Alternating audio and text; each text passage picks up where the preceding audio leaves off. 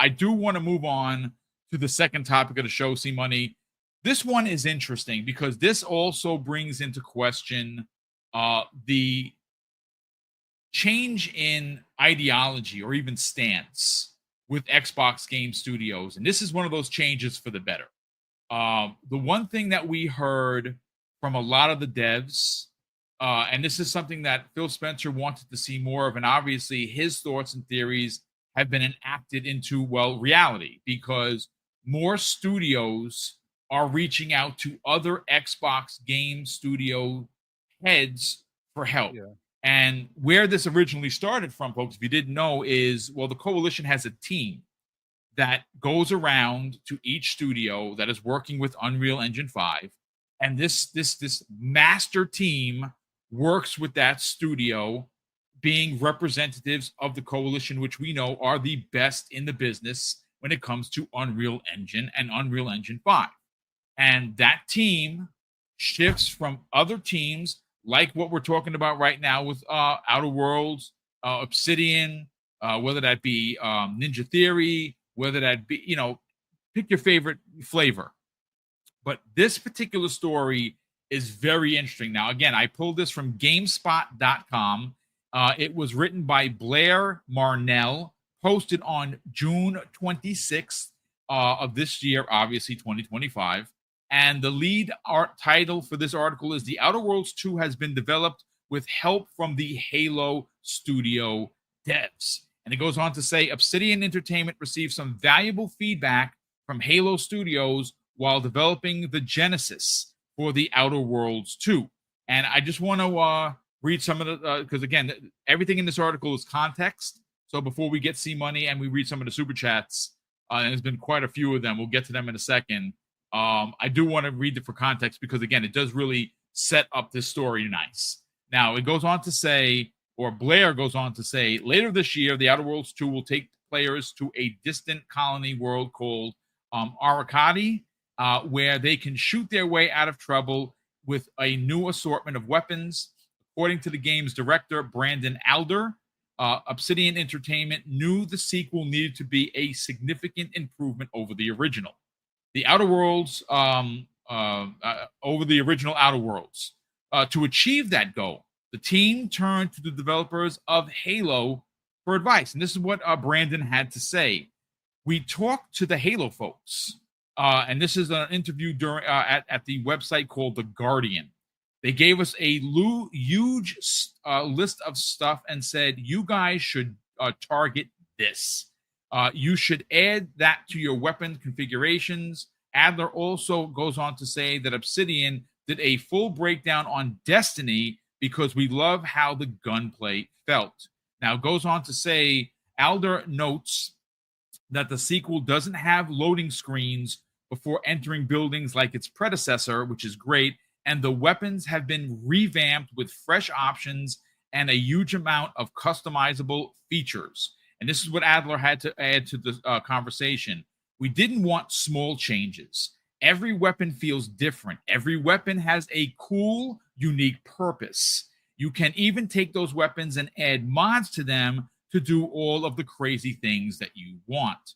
And again, this is one of those situations, C Money, where the left hand is talking to the right hand, and both hands are making an incredible meal. And I think that The Outer Worlds 2 is going to be bigger and better than ever before. It's one of my most anticipated games. Why? Because, well, Avowed, still my personal game of the year. Obsidian is one of my favorite developers. And by the time this year has come and gone, they will have put out a total of 3 new games, which is absolutely astounding when you consider how big the games are. Avowed was a massive undertaking. The Outer Worlds 2 seems bigger than the original. And of course, Grounded 2, out of absolutely nowhere, is gonna be in preview, and people are already so excited for it. There's been a huge intake or uptick with people playing the original. I want to get your thoughts on this because I think that this is a brilliant strategy. I think it's something that we've seen other publishers do, but I think that Xbox has an incredible cadence right now with their games, And the fact that they do have studios working with other studios to finish their products. See, we got to admit, the last couple of years of first party Xbox games, there's no way you can admit or even say that they've been mid. They have been stellar releases. And, well, Outer Worlds 2 looks like it's going to be another banger, bro. Yeah, Redfall was the catalyst. The impact. Yeah, I agree. Yep, that was that was the end of mid games. I believe it. Yeah, like, and even that quote unquote mid game, like, you enjoy the hell of it. You played a whole bunch of it. I played a good amount of it. I enjoyed it. But it's like that was the moment where Matt Booty got involved in every game being made, as opposed to just the Xbox Studios ones, and then each other arm or branch was kind of functioning on their own. That changed everything. So I mean, the fact that they're working together, I mean, it's phenomenal. I mean, I think you did as well, but we just covered that Phil Spencer interview that he did at Summer Games Fest, and he said, like, that's one of the biggest things for him right now is seeing all of the teams work together, right? Seeing them all going ahead and kind of helping each other with the different expertise they have in the different engines, right? And yeah, that is going to keep that quality bar high, right? It's going to keep the quality bar high. They haven't dropped a game in any genre that wasn't at a high caliber, whether it was, Our History Untold, a completely different genre of game that I'd never would ever play, and Doodle as well. And Doodle literally was just playing it yesterday. Like, she's been playing it. Like, that game is not a game we normally would play, but they made such an amazing game, such an amazing experience, and it's awesome, right? And so they're hitting regardless of where they launch a genre, and that's a beautiful thing, right? Because they are kind of elevating the way people look at an Xbox game, right? Outside of the naysayers and the ponies, right? I mean, overall, we've been really happy with it, but they literally have told us that they have Coalition out there helping people.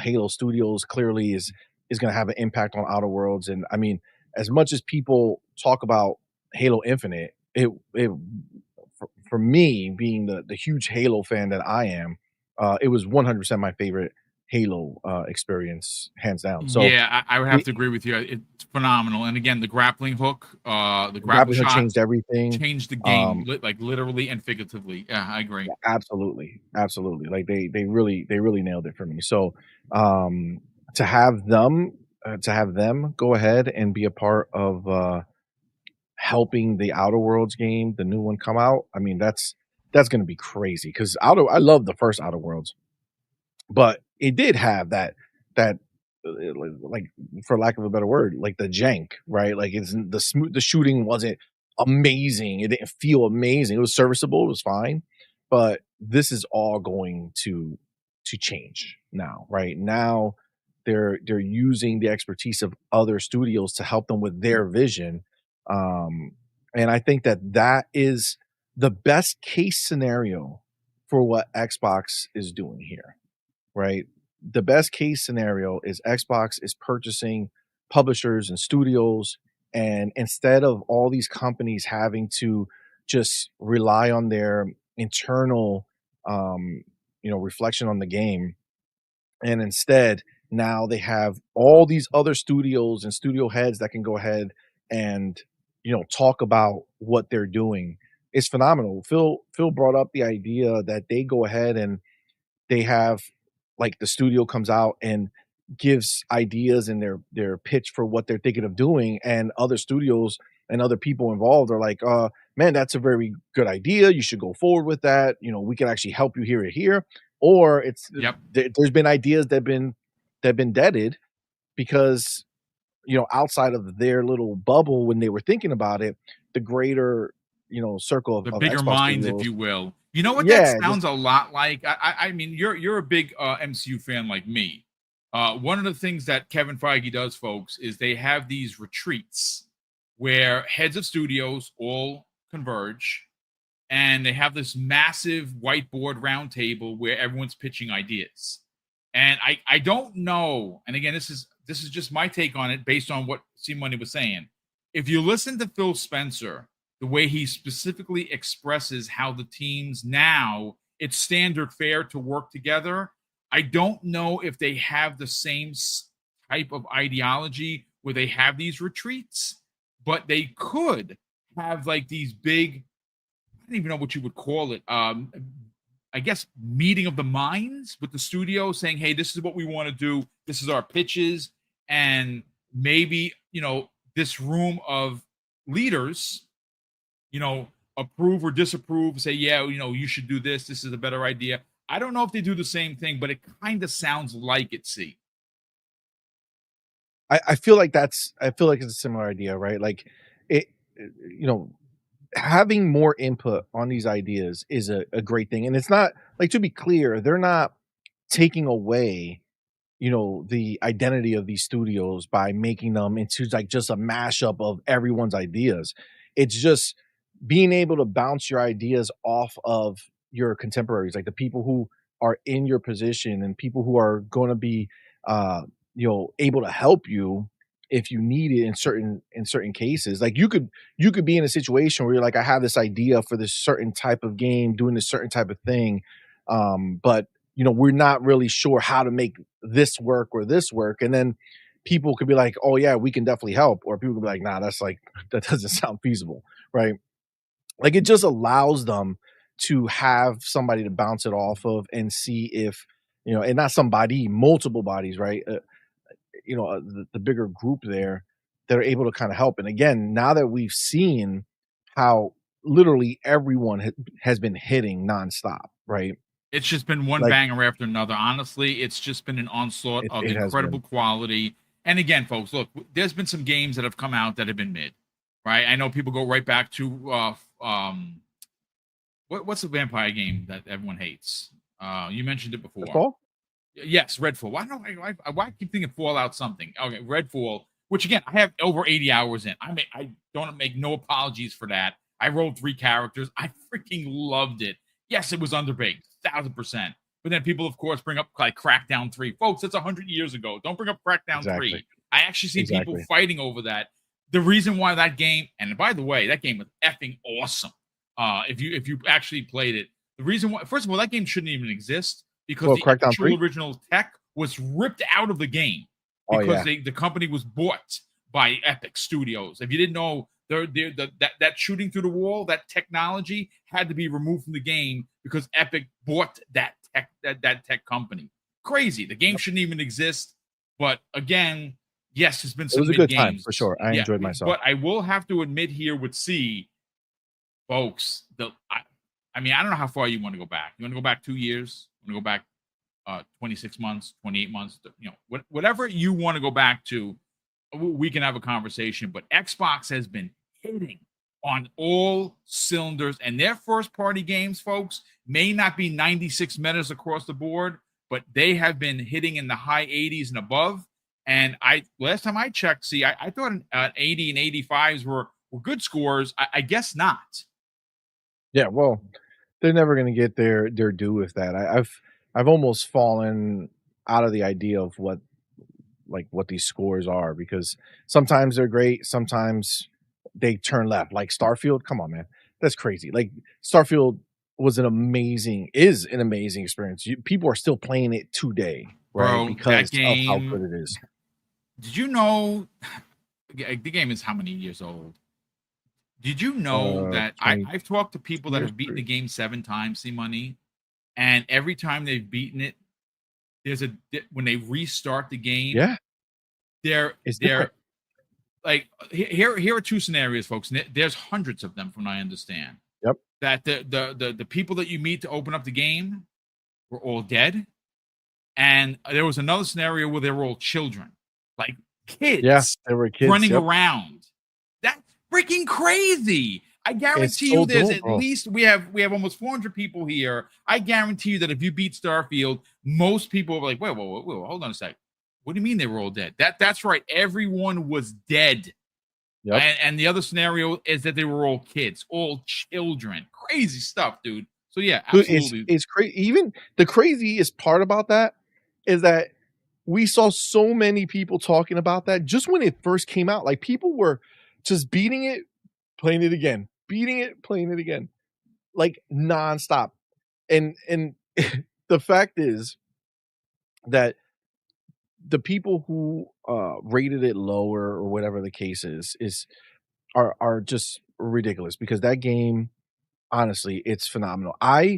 If I didn't have other games to play, I would be living in there. I have to play these other things and do these other things. But if not, I would live in there. And that's the problem with a game like that because it's not a MMO. But the way that they designed the game is that literally every time you beat it, it's essentially you're not beating it. You're just kind of restarting that situation and experiencing this entire possibility of change. It's so well done. But aside from all that, the point of the fact of the matter is, Outer Worlds 2 is gonna cook. Like you, Boom, Avowed is still my game of the year. Yep. And no matter what game comes out, like I have to like I feel like you have to kind of put your money where your mouth is. And there's no game that I played more outside of multiplayer stuff than Avowed. I Yep. literally played it for 75 hours for the review, and that was like rushing towards the end. Um, and then afterwards, when I was free of the review, I went back, restarted the whole thing, and put another, I don't know, 80, 90, I don't even know, like stupid amount because I spent even longer. Literally got every nook and cranny out of it. I think I missed a couple things that I couldn't find, and I didn't bother using the guide or something. I could probably go back and just kind of finish the few other things out. But I put so much time in that game, and I just loved it. They nailed every part of the game. The story was great. The gameplay was great. The combat was great. And they literally nailed it. Probably my favorite like parkour system Oh, in dude, it's first so good. person. Yeah. Like it just worked beautifully. You're never sitting there saying, "Oh, I'm trying to jump." Nope, you just go. It knows how to do it. Triggers it all the time. It was just it was just phenomenal. It was I phenomenal. just checked So, my stats. I have yep, 110 hours into that game. 110 hours. That's Yes. fine. 4 days, I gotta. 14 hours, and 21 minutes. And you know what's freaky? I only have half the achievements. Very disappointing. I'm disappointed with myself. Yeah. See, And most of that's the the problem.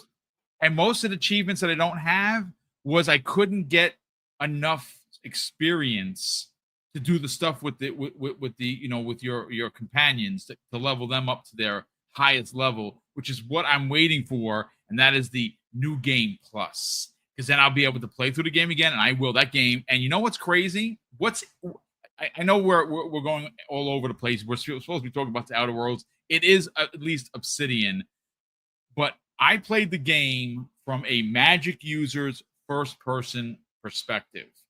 Now, how I'm going to go play this game in my playthrough, my replay through, my new game plus, is I'm going to play it in third person with a warrior build, with a Ooh. shield, gun, and sword build, because I watched other people's gameplay, which I normally don't do. And I'm like, holy shit, did I play this game wrong? This is crazy. That looks awesome. Jamie Moran did a build like that. And I'm like, Jamie, I'm going to have to borrow your build, brother, because that looks awesome. And that's why this is still my game of the year. Because no matter how you Oh, played this game, someone else played it different. And even though there's an ultimate ending there's an ending to the game, the experience to get there for everyone is so different. That's what I love about it.